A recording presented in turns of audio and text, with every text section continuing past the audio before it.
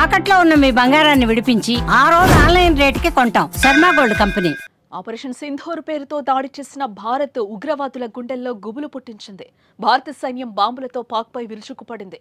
Operation Sindoor పైన యావత్తు భారతదేశం ఆనందం వ్యక్తం చేస్తోంది.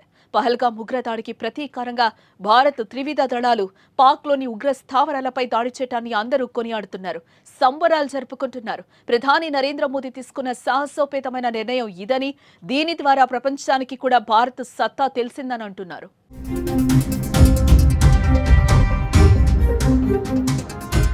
ఆపరేషన్ సింధూర్ పై పవన్ ట్విట్టర్ వేదికగా స్పందించారు. ధైర్యం లేని చోట ధర్మం కోల్పోతారని, స్వార్థం రాజ్యం వెళ్తుందని ట్వీట్ చేశారు.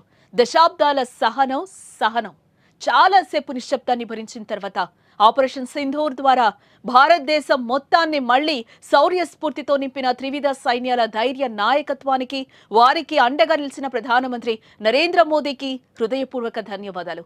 మేము ఎల్లప్పుడూ మీతోనే ఉంటాం, జై హింద్ అంటూ పవన్ కళ్యాణ్ హిందీలో రాసుకొచ్చారు.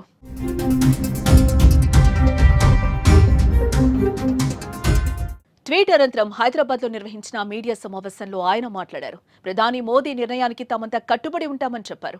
పాక్ ప్రేరేపిత ఉగ్రముఖలు గతంలో కశ్మీరీ పండిట్లను చంపేశారని గుర్తు చేశారు. దేశంపై దాడులను సీరియస్ గా తీసుకోవాలి. భారత సైన్యానికి వ్యతిరేకంగా పోస్టులు చేస్తే కఠిన చర్యలు తీసుకుంటాం. చివరి ఉగ్రవాదిని అంతం చేసే వరకు మోదీ పోరాటం ఆగదు అని పవన్ కళ్యాణ్ తెలిపారు.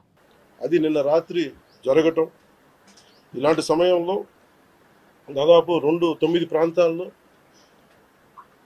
15 కిలోమీటర్ల నుంచి దాదాపు 200 కిలోమీటర్ల లోపల వరకు వెళ్ళి భారతదేశ సైన్యం అక్కడున్న మిలిటరీ ఎస్టాబ్లిష్మెంట్స్కి దాడి చేయకుండా, అక్కడున్న సివిలియన్ క్యాజువాలిటీస్ లేకుండా కేవలం ఎవరైతే ఉగ్రవాద సంస్థలు ఉన్నాయి, ముఖ్యంగా ఈ 3 సంస్థల మీద ప్రత్యేకించి దాడులు జరపడం, వాటిని ధ్వంసం చేయడం నిజంగా ఇది భారతదేశం ప్రతి ఒక్కరూ హర్షించదగ్గ విషయం.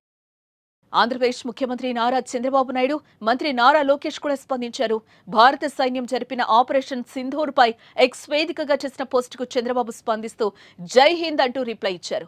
మంత్రి నారా లోకేష్ సైతం జై హింద్, న్యాయం జరిగింది అంటూ ట్వీట్ చేశారు. భారత సైన్యం చర్యలను అభినందించారు. పహల్గామ్ ఉగ్రదాడికి ప్రతీకారంగా న్యాయం జరిగిందని పేర్కొన్నారు. దేశవ్యాప్తంగా సినీ, రాజకీయ, క్రీడా ప్రముఖులు మోదీ చర్యను అభినందిస్తున్నారు.